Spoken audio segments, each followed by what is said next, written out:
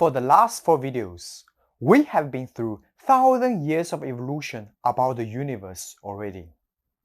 From the Big Bang nothing, to yin-yang energy something, to the planet we live in, or 8 trigrams, something we have to rely on to survive every day. Hopefully you can see I-Ching has become more and more focused on us, human beings. After solving the surviving issue, it's the time for us to think how to live the best of our lives. Here comes the 64 hexagrams. Instead of studying them one by one, there is a quick and efficient way to learn. Stay concentrated. Today's content is going to be very important to you.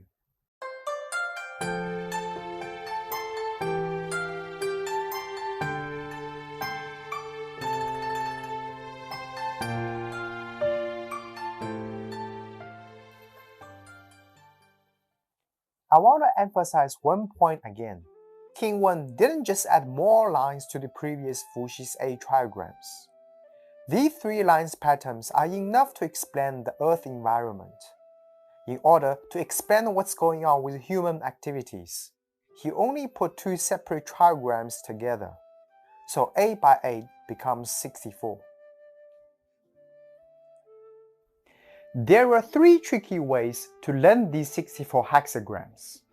Before I show you exactly what they are, you have to know some important features about the hexagrams first. In Chinese, we call these 64 hexagrams 64 gua. Gua means hanging. As an old Chinese saying goes, 旁观者清，当局者迷. It can be translated to the spectators see the chess games better than the players. When you get too close to something, you can easily miss the potential threat and opportunities. Sometimes you need an outsider's perspective. These 64 hexagrams are like mirrors hanging on the wall, giving you a clear vision of what you have missed, what kind of situation you are actually in right now, and also what is ahead of you. It serves as a wide third person, offering you suggestions and informations which you cannot see. That's why we also call these 64 hexagrams 64 life advice. Each hexagram is made by 6 lines, either yin line or yang line. Each line offers you the best solution in one particular stage of the whole situation. For instance, this is hexagram number 6, Song, or lawsuit. If you find yourself in a lawsuit situation, you can check this hexagram to see which stage you are actually in right now. If you are in the second line, it suggests you to compromise with the enemy because they are much stronger and have more resources than you do. If you keep going with the lawsuit, you will be guaranteed to fail. However, if you are in the 5th line, it encourages you to use the law to protect yourself instead of direct conflict with the enemy because you are in the right side of the justice. Yes! One thing Western scholars often neglect when they translate hexagrams is that we don't actually call these lines line 1, line 2, or line 1st, line 2nd, etc. If it's a yang line, we use number 9.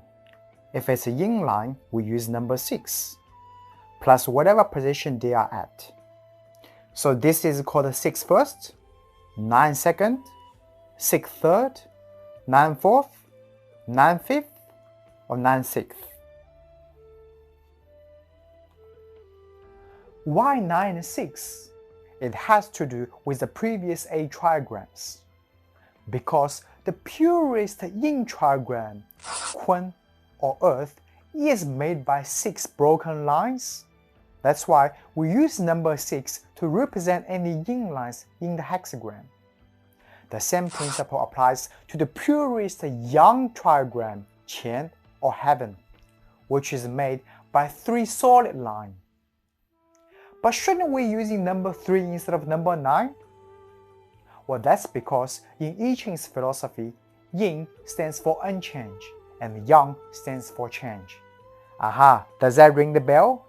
Yes, in my previous video, I talked about being unchangeable inside the change. Now you know why we're using number 9, which is 6 plus 3, to represent yang instead of number 3. Alright, it's a time to show you the first trick to learn these 64 hexagrams. Yin Lan Yin position, Yang Lan Yang position. What does that mean? You can think of Yin line as an even number and the Yang line as an odd number. A Yin line should always stay at the even number position, while a Yang line stays at odd position. So back to this hexagram number 6, Song, or lawsuit again. From bottom to top, where I put a cross mark is where Yang line should be, because they are all at the odd position. The opposite goes to the circle mark with all the Yin lines. However, you can see here, there's only one line at its correct position in this hexagram, which is the 5th line, or we should call it 9/5. So without going into each line's actual meaning, you already know that none of them is going to be a plain sailing except this one. Keep this in mind, this rule can only apply to 80 to 85% of the whole hexagrams. If every hexagram is like this, it will disobey the law of yin and yang. See, from now on, you should never forget about yin-yang theory. Now the next 2 tricks are the actual study of particular 2 hexagrams among these 64. As long as you understand these 2 hexagrams, you pretty much know the rest 62 are all like, because they all share the same principle with these 2 hexagrams. We call these 2 the gate of the 64 hexagrams and the parents of the rest 62. Some of you might already guess what they are. That's right, they are Qian and Kun, heaven and earth. I will explain them in detail in the next video, including both overall and each line's meaning. It will save you tons of time to study 64 hexagrams, and you will gain heaps of I-Ching's wisdom from it. So you must not miss the next one. That's it for today. I hope you enjoy. If you learned something, please give a thumb up. Or if you wish to see more videos like this, please subscribe to my channel or leave your comment in the comment section. I will see you in the next one. Bye.